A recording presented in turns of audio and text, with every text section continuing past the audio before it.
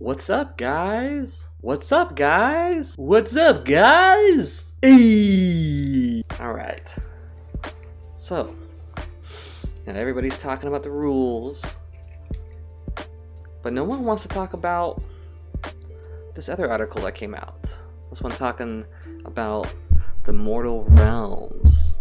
I think this article is kind of just re-explaining what the Mortal Realms are.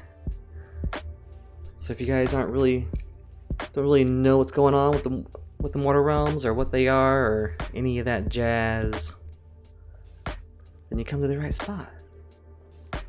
Because we're gonna take a look at this article and dive into it. Now I don't really know 100% what the realms are, but I kind of know what they are. This would be a good little intro into, I guess, the universe in general of Age of Sigmar. So let's get into it. So we already got the first sentence. What precisely is the Mortal Realms? Well, let's see. And this article's got a lot of cool looking art pieces in here. So I might even show these up on the screen too while I talk.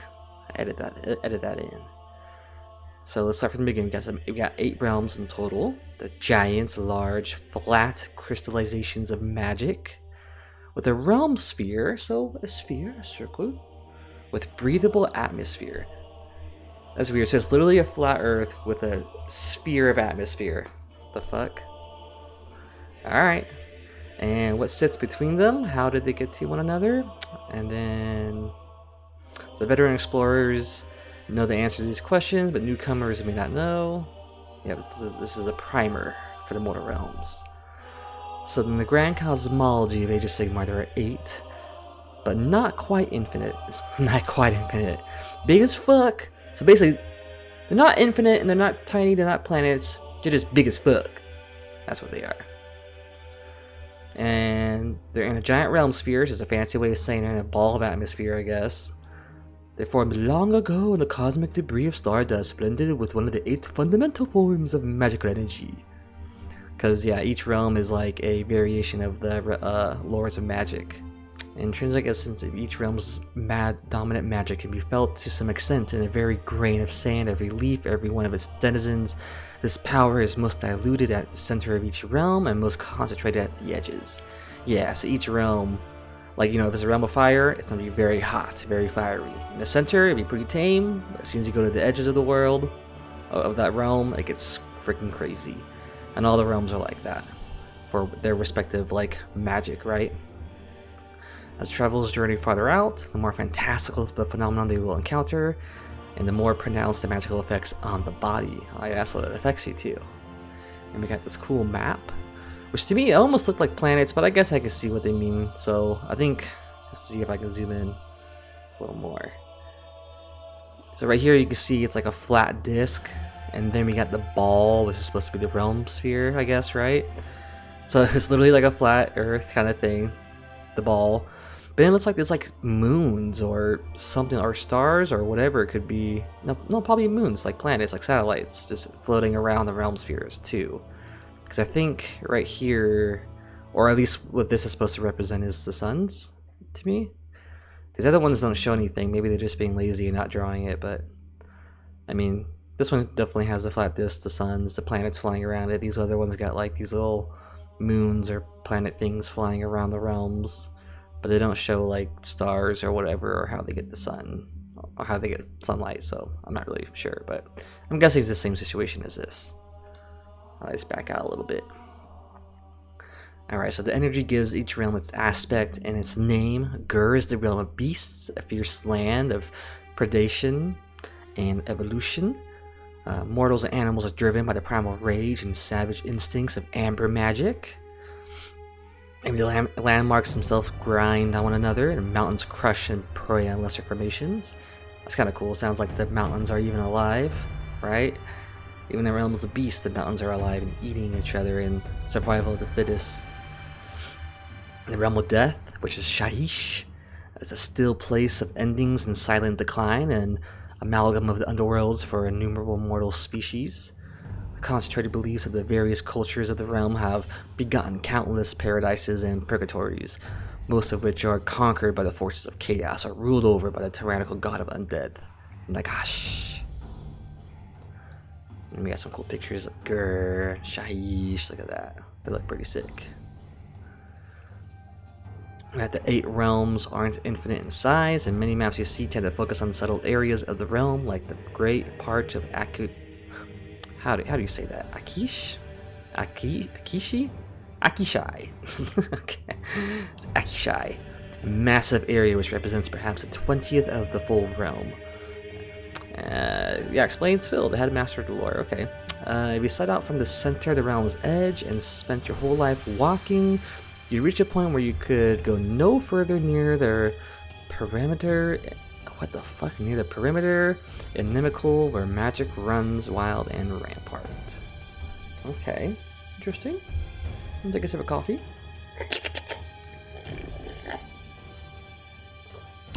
Ah, delicious. And Akshi, the realm of fire, reaching the realm's edge might cause you to combust into a pillar of roaring flame. Yeah, probably. Or suddenly turn into a strange scattering of ash. Oh, so it's like sounds more magical. Like it just like happens. Like it's just fire or ash. Stranger fates will still await in Shaman. Shaman! That's what it is. It's not Shaman, it's Shamona. It's Michael Jackson's realm. The realm of Michael Jackson. No, the realm of metal. You may instead spontaneously collapse into a scattering of coins, all minted, with your screaming likeness on both sides. Ooh, interesting. Have these coins been snatched from the realm's edge by interpressing prospectors? Are they now traded within the cities of Shamon? Yeah, that's interesting, right? Imagine you just go to the edge to find free coins from past people who died and turned into them. It's kind of funny. Very magical. Mortal realms are all individually contained, separated domains floating in the void, but it's perfectly possible to travel between them through realm gates. These strange portals date back to the Age of Myth and allow for near instantaneous and often quite risky travel, both around a particular realm and between realms. They are vital strategic positions, and entire cities, strongholds, or even civilizations are built around them. The most important nexus of all is the 8 Points, a central subrail connecting all 8 realms via colossal archways. Once viciously contested by the forces of order, chaos, death, and destruction, it is now mostly under the control of the champion of the Dark Gods. Archeon, the Ever-Chosen, rules the 8 Points, the towering Varan Spire, marshalling his forces into the rest of the realms to further his ruinous agenda. Oh yeah, so you got Archeon's right in the center of all of it. He's in the crossroads. He's controlling it all. So actually, I remember hearing, you know what? There was like the Age of Chaos. That was like right before the Age of Sigmar, right? Where Chaos has kind of ruled and controlled everything. And now in Age of Sigmar, it's Sigmar's forces pushing out, trying to regain control. But it's not really an Age of Sigmar, if that, you know what I mean. It's not like his golden age of everything being perfectly right. It's like it just means that he's fighting back against chaos, and everything's still very much like ruled by chaos for the most part. Like chaos has the majority hold of all these places, but Sigmar is now pushing out and trying to fight, and that's why it's the Age of Sigmar, I guess. And we got these other ones. We got Haish, Realm of Light. Obviously the High Elves 2.0 are living here, and we got Ulgu, the Realm of Shadow. The Dark Elves 2.0 are probably living here. Haish, Realm of Light, and Ulgu, Realm of Shadow. Inextricably linked, constantly waxing, waning, casting the other realms into cycles of night and day. One never fully succumbs to the effects of the other. There is always a faint glow in Haish, even when Ulgu is at its strongest, and always a silver of dark in Ulgu, when the opposite is true. Ooh, and we got the Azia. That looks very cool. Stormcast, the realm of Sigmar, basically. Where all the Stormcasts like to hang out. Basically like Zeus, heaven's god type of aesthetic. We got Shamon! It just looks like a city. It's supposed to be a realm of metal, but I don't know, maybe the buildings are made of metal? I don't know. And we got Gairan, the realm of life. Some cool pictures. Everything's plants. We got the Radiant. Did I miss anything? No, I'm good. The radiant Azir, the realm of heavens, hangs in the firmament between the realms, a bastion of divine order and celestial prophecy in the age of incessant uncertainty. Almost everywhere you go in the mortal realms, time is a constant. From the shores of glittering mercury lakes in Shabon, the realm of metal, to the verdant forests and teeming swamps of Gyran, the realm of life. Alright, step through a realm gate in either as the dawn rises on the horizon. What? Step through a realm gate in either... Does that make any sense? Step through a realm gate in either as the dawn rises on the horizon. Dude, what the fuck kind of English is that, dude? That doesn't make any sense. Step through a realm gate as either... step through a realm grape. Step through a realm gate in either as the dawn rises on the horizon. We both speak English. And fuck! And you could end up in the choking smog of Akwishi at the same hour. And though a passing moon may blot out the light in the sky, the volatile realm of fire is lit by the glow of active volcanoes. Oh, so now they're kind of telling you what the light sources are, I guess, right? Oh, there are moons. See? Akishi has a moon passing by it. See, what the hell? What kind of weird ass planes of existence are these? The residents of the realms. While the mortal realms are inherently magical and in many regions absolutely fantastical, they are still mortal, which is to say that people live there as well as animals and plants. Once long ago, in the Age of Myth, there were many great kingdoms and empires across all 8 realms, encompassing men, dwarden, which is dwarves, elves, which is elves, and many stranger and rarer cultures than people. But as time went on, these great civilizations drew covetous looks from the dark gods. As the followers of chaos grew in power, the Age of Myth gave way to the Age of Chaos, and slowly but surely the forces of order, marshaled under Sigmar's great coalition of gods, began to give ground. Look at that fucking corn walking in. But yeah, this is our domain, bitch. Give us your skull. Once their champion Archaon defeated Sigmar, most of the realms fell under the yoke of chaos. As Sigmar and his followers retreated to Azir and barred the gates to lick their wounds. Meow. Most who remained turned to the ruinous powers through necessity, or died for their defiance. That's a cool picture of that. It's supposed to be like Sigmar when he slap his hammer against that beast or whatever it is. Centuries passed under the dread reign of chaos, but one day, as bolts of lightning from the blue Sigmar unleashed his greatest creation, the Stormcast Eternals.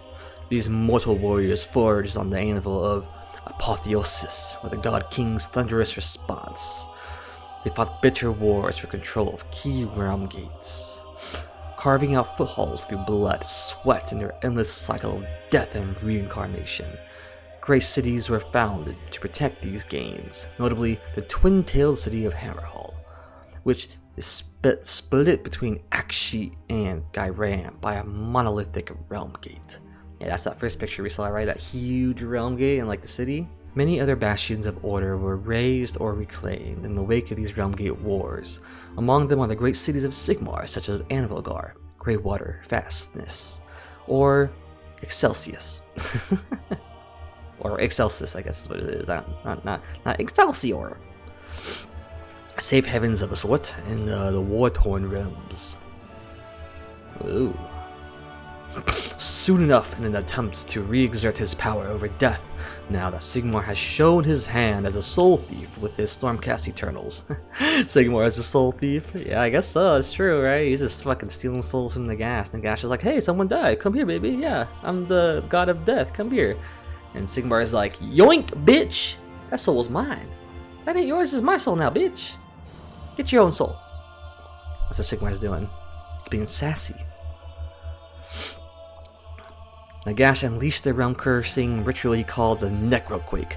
This magical catastrophe sent a heaving wave of undeath across the realms, and as a side effect, changed the nature of magic itself.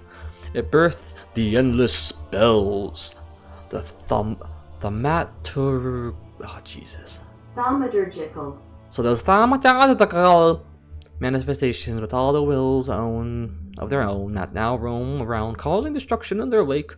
Their ensuing soul wars were a battle for the fate of the realms themselves.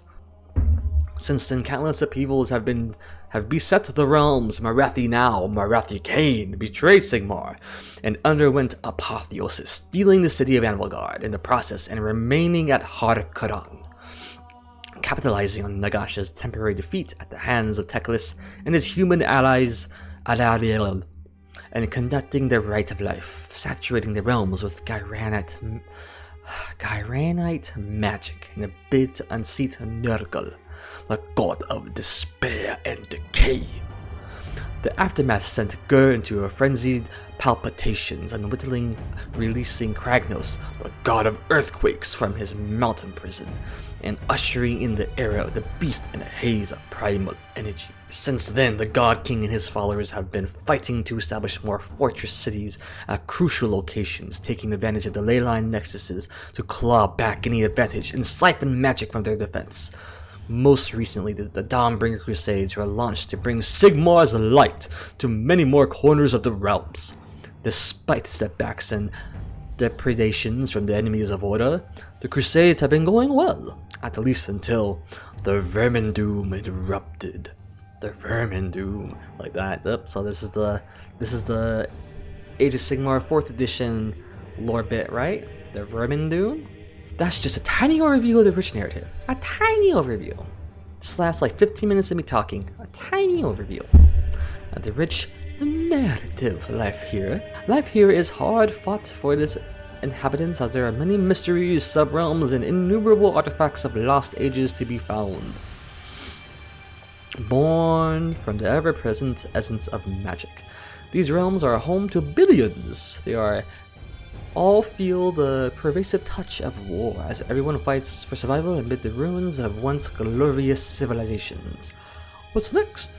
You'll have to stay tuned to the Warhammer community as we unveil more of the new editions of the Warhammer Age of Sigmar! Alright. Yeah, so this was a little introduction into the realms in the Age of Sigmar. Hope that was fun, interesting. Hope I made it interesting for you guys. Let's look back at this picture. It's a pretty cool picture. Shows you all the realms. This is where everything takes place. I think they were focusing on the Gur, the Realm of Beasts, and Age of Sigmar 3, 3rd edition. That's what a lot of the story seems to be taking place. And with Dawnbringers, I think it's been, I don't remember too much. Dawnbringer story is kind of whatever, but I think some of it was Realm of Beasts, some of it was like Realm of Fire. I don't know. I don't remember. It's probably not even the right places, to be honest. But I don't know. You can just tell me if I'm wrong or not in the comments of where the hell the Dawnbringers Crusade is taking place. But yeah, dude, that's it, man. That's the video. If you stayed and watched this, I applaud you. Thank you. I appreciate it. So, if you did like this, how about a like and a subscribe? You know, easy peasy. Click a button. Makes me happy. Probably makes you happy too, maybe. Try it out. Alright. I think that'll be it. I might touch up on some more lore stuff. I think in the future, I actually want to touch on some Tzeentch lore and do a proper lore video. Not this little silly thing I just did right now, but do some proper lore videos on Tzeentch because I like him and that's my faction I play. And any other cool lore bits that I like and want to talk about. So stay tuned for that. Might do some more new stuff too. Got some painting stuff I want to show off as well. Yeah, all that goodness. So, alright guys, thanks for hanging out, watching me be silly and read this article, and I'll catch you all next time. Adios.